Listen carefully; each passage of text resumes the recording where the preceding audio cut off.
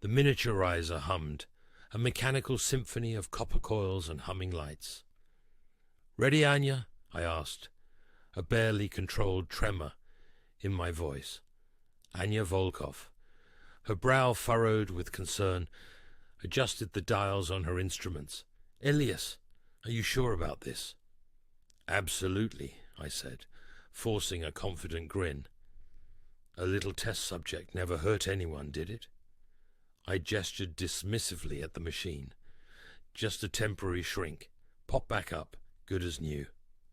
She didn't reply. I knew she'd seen the wild glint in my eye, the desperate hunger for proof that consumed me. The device roared to life, bathing me in a blinding white light. Static erupted in my ears, a piercing cacophony as the world seemed to tilt on its axis. My vision swam, and a panicked gurgle escaped my throat. Then the dizzying silence. I looked down.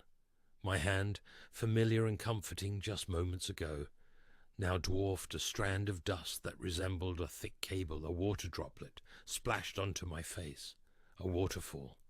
My heart pounded against my ribs, a drumbeat in the deafening silence. Panic clawed at me. I scrambled backwards, legs trembling.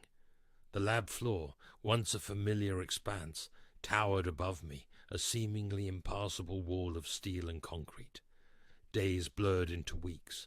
I learned to navigate this Lilliputian world with caution. A stray hair became a thick forest, furniture, monstrous giants, each creaking shift a potential earthquake. One day I stumbled upon a community within a forgotten corner of the lab, a teeming, bustling metropolis built by dust mites.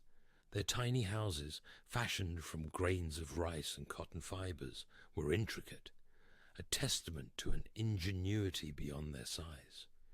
I observed their lives, their struggles, their triumphs. They had a beauty, a resilience that drew me in.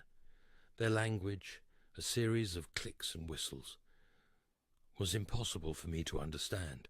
Their fears and hopes a mystery, until one day a mite elder, his antennae quivering, pointed at me, then at the skylight above. "Giants," he whispered, his click a shuddering tremor, "always unpredictable. They could crush us all." Then a realization struck me. This world, this intricate, delicate ecosystem, was my responsibility. They were unaware of the giant who had shrunk them, the giant who had inadvertently exposed them to new dangers. He scoffed, waving his hand dismissively. Anya, he said, would understand. Desperate to bridge the gap, I used my knowledge of physics to create tiny tools, miniature shelters, helping them adapt, teaching them to survive. Every day the mites grew closer, their trust in the giant who had shrunk their world solidifying. Then came the message, transmitted through the micro-manipulator, a coded burst of electromagnetic waves. Anya's face, bathed in the blue light of a monitor, was etched with bewilderment.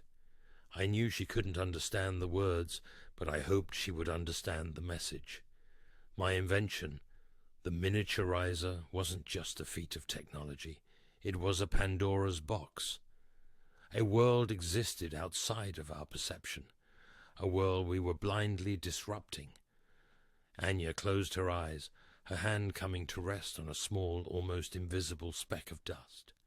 "Elias," she whispered, "what else didn't you tell me?" A speck of dust.